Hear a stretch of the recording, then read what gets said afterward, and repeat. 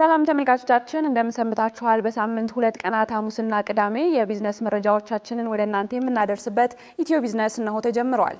ኢትዮ ቢዝነስ የተለያዩ ወቅታዊ የቢዝነስ መረጃዎች፣ አዋጭነት ባላቸው የንግድና ኢንቨስትመንት ሀሳቦች ከዜና ባሻገር ትንታኔ ስለሚሹ የምጣኔ ሀብት ርዕሰ ጉዳዮችና ስለ ሰነደ መዋለ ንዋይ ገበያ ትኩረቱን ያደርጋል። በዛሬው የኢትዮ ቢዝነስ ቆይታችን በአጫጭር የሳፋሪኮም ቴሌኮሙኒኬሽን ኢትዮጵያ አዲሱ ሹመት፣ የውጭ ቀጥተኛ ኢንቨስትመንት መረጃ፣ ዲጂታል የአነስተኛ ቁጠባና ብድር አገልግሎትን መረጃ ወደ እናንተ እናደርሳለን። በዝርዝር ደግሞ ቡና ባንክ አክሲዮን ማህበር አስቸኳይ ጠቅላላ ጉባኤውን በተመለከተ ከዚህም ባለፈ በኢትዮጵያ የቡና ንግድና ቢዝነስን በሚመለከት በዝርዝር ወደ እናንተ እናደርሳለን። ቃል ኪዳን ታደሰና ጥላሁን አያሌው ከመላ ባልደረቦቻችን ጋር አብረናችሁን ቆያለን።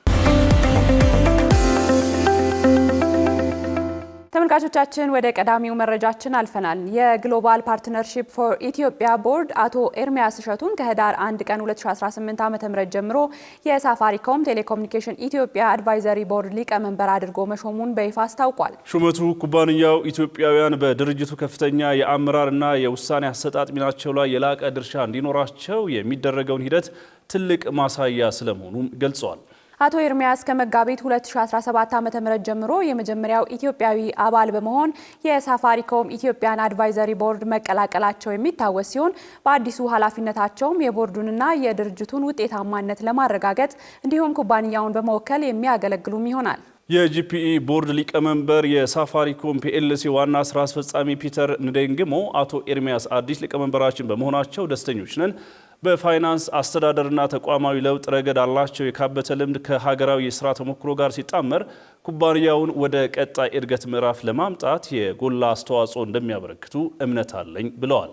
አቶ ኤርሚያስ እሸቱ በፋይናንስ በካፒታል ገበያና በቴክኖሎጂ መር ማሻሻያዎች ላይ ከ25 ዓመታት በላይ ያገለገሉና በአመራርና በተቋማዊ የለውጥ ስራዎች በተለያዩ የአፍሪካ ሀገራት በመስራት ከፍተኛ ልምድ ያካበቱ ናቸው።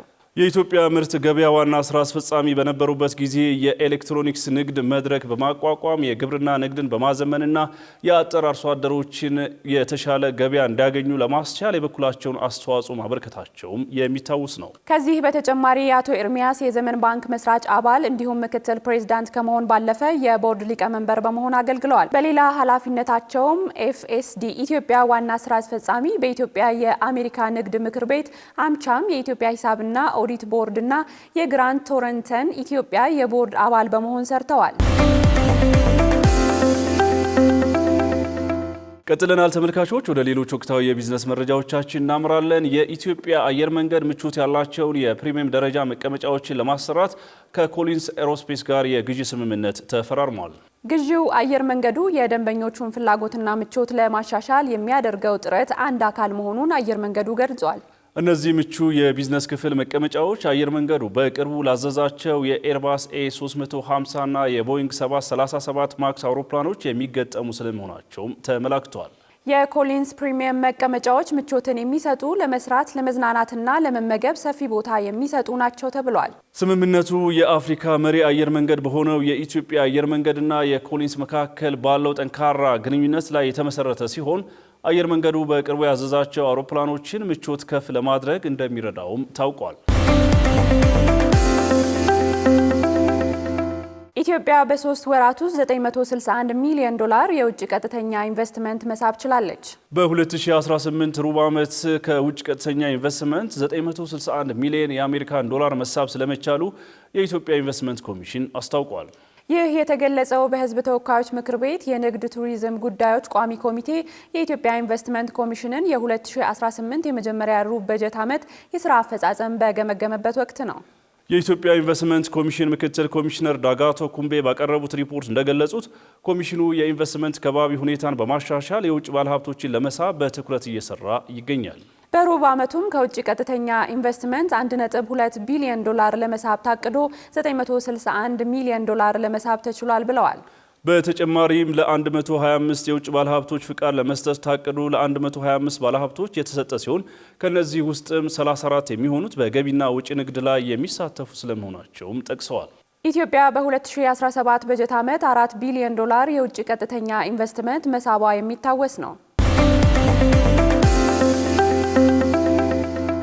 ተመልካቾች ቀጥለናል። ወደ ሌሎች ወቅታዊ የሁነት የቢዝነስ መረጃዎቻችን እናመራለን። አዋሽ ባንክና ኢትዮ ቴሌኮም በአጋርነት ጥላ የተሰኘ አነስተኛ የብድርና የቁጠባ አገልግሎቶችን አስጀምረዋል። አገልግሎቱ ዜጎች ባሉበት ሆነው ፈጣንና ቀላል በሆነ አማራጭ ዲጂታል የአነስተኛ ቁጠባና ብድር አገልግሎት የሚያስገኝ ነው። በተጨማሪም በተመጣጣኝ ዋጋና በረጅም ጊዜ የክፍያ አማራጮች የስማርት ዲቫይስ ፋይናንሲንግ አገልግሎት ለማግኘት የሚያስችሉ አዳዲስ አገልግሎቶችንም ያካትታል። በተለይም በገጠርም ሆነ በከተማ ያሉ ደንበኞች ተያዥ ሳያስፈልጋቸው ያለ ዋስትና የቴሌብርና የኢትዮ ቴሌኮም አገልግሎት ተጠቃሚ በመሆናቸው ብቻ በሰው ሰራሽ አስተውሎት በሚታገዝ የብድር ቀመር ስሌት የብድር አገልግሎት ማግኘት የሚያስችላቸው ስለመሆኑም ተገልጿል። ጥላ የዲጂታል የብድር አገልግሎት የ15 ቀን የ40 ቀንና የ75 ቀን የብድር አማራጮችን ያቀረበ ሲሆን ከ5000 ብር ጀምሮ እስከ 16000 ብር የሚደርስ የገንዘብ መጠን ለደንበኞች ማቅረብ ያስችላል። ወርሃዊ ደሞዛቸው በቴሌብርና በአዋሽ ባንክ ለሚከፈላቸው የግልና የመንግስት ተቋማት ሰራተኞች በ16 ወራት ተከፍሎ የሚጠናቀቅ የ6 ወር ደሞዝ ክፍያ እስከ 1 ሚሊዮን ብር ድረስ ብድር እንዲያገኙ የሚያስችል አማራጭ ያካተተ ስለመሆኑም ተጠቁሟል። ከዚህም ባሻገር አገልግሎቱ ለጥቃቅንና አነስተኛ ኢንተርፕራይዞች፣ ነጋዴዎችና ወኪሎች አነስተኛ ቢዝነስ እንዲጀምሩ ወይም እንዲያስፋፉና ተጨማሪ የስራ ዕድል እንዲፈጥሩ ሲያስችል በዚህም መሰረት ከብር 50,000 እስከ 150,000 የሚደርስ በ1 በ3 እና በ6 ወር የሚከፈል ብድር ተመቻችቷል። ከዚሁ ጋር ተያይዞ ኢትዮ ቴሌኮም ከአዋሽ ባንክ ጋር በአመት ከ3.58 ሚሊዮን በላይ ለሚደርሱ የስማርት ስልኮችን በተለያዩ የረጅም ጊዜ ክፍያ አማራጭ ለዜጎች ለማቅረብ የዲቫይስ ፋይናንሲንግ ስምምነት ላይ መድረስ ስለመቻሉም ገልጿል።